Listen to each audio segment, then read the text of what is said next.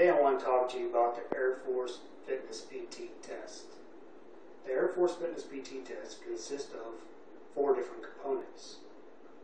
One being your cardio, which is your running. 2, sit-ups. 3, push-ups. And 4, your actual body composition. That's the measurement around your waist. Now I got a chart. I'm going to go slow here so y'all can see it. It's kind of a small print. This chart has all 4 of the components on it that actually describe the max, to get maximum points, and the minimums in each one of them components. Now you must meet minimums clear across the board in all 4 components. Now let's begin with the cardio. Cardio is obviously running. What the Air Force requires you to do is the 1.5 mile run. Now, this is going to take a lot of stamina and endurance to build yourself up for the 1.5 mile run. There are many ways to get yourself prepared for this. One is obviously you run on a treadmill or just run and jog. You can do elliptical machines or even aerobics. Or even exercising the actual muscle in your legs. And be sure to do lots of stretching also. Make sure you change up your running workout, such as do sprints at times to work on your fast run. And at times go beyond that 1.5 miles so you build that endurance and stamina. That way you don't wear yourself out during your actual run. Now there were just simple things to get yourself ready for the actual 1.5 mile run. So let's move into the actual push-ups.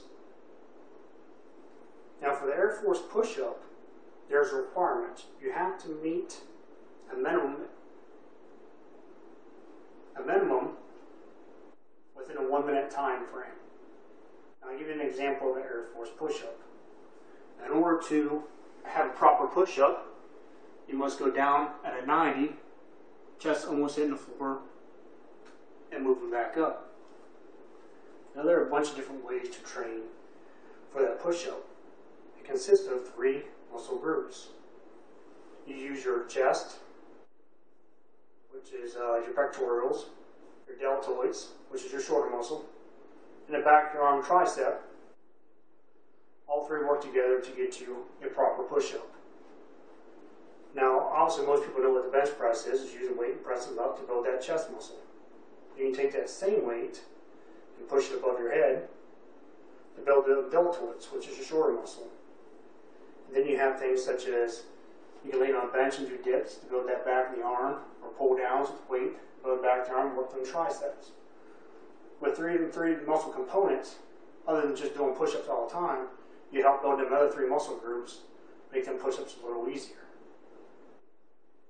Now I'll talk about the push-ups. Let's move into your actual sit-ups. Now this is your body core. With these sit-ups, it's got the same requirement. You must do your minimum within a 1-minute time frame. Now the Air Force sit-up looks a lot like this. Your arms must be crossed, touching your shoulders. Your elbows must touch your actual knee.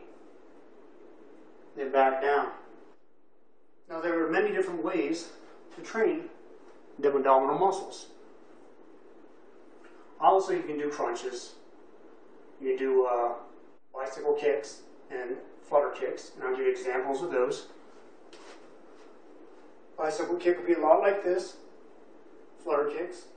These are things to strengthen up your core. Now, your core just don't consist of your abdominals. It also consists of your back muscles. Now, you can take weights and actually pick them up and strengthen up your back muscles. And different weights do a twist. With your abdominal and back muscles strengthening, it helps give you a sense of balance also when you run. It keeps your upper body and your lower body at a good balance, strengthening up both front and back of your muscles.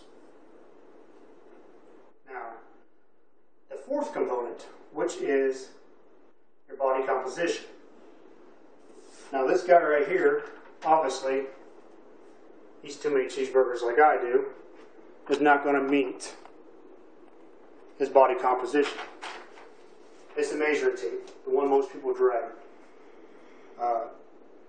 What they would do with the measuring tape was they'll go around your waist, at your hip bone, and they'll do 3 measurements, all the same spot. And they'll take them 3 measurements and average them out. Now, if you get 32, 31, 31 and a half, they'll take the average of those 3, and that's what you get for your actual body composition. Now, obviously, that's just actual weight. Now, there's ways you can get rid of that weight. The one key factor is what I mentioned earlier, cardio. Cardio is a good way to lose that abdominal fat. You do your runs and also sit-ups, I mentioned earlier. You do your sit-ups and stuff. But another key component is diet. You must diet and eat right to bring that waist back down to get to our Air Force ideal 32-inch PT waist. Then what are the 4 components that you need to do to pass the PT test? So what I talked to you about was the actual cardio, your push-ups, and your sit-ups, and body composition.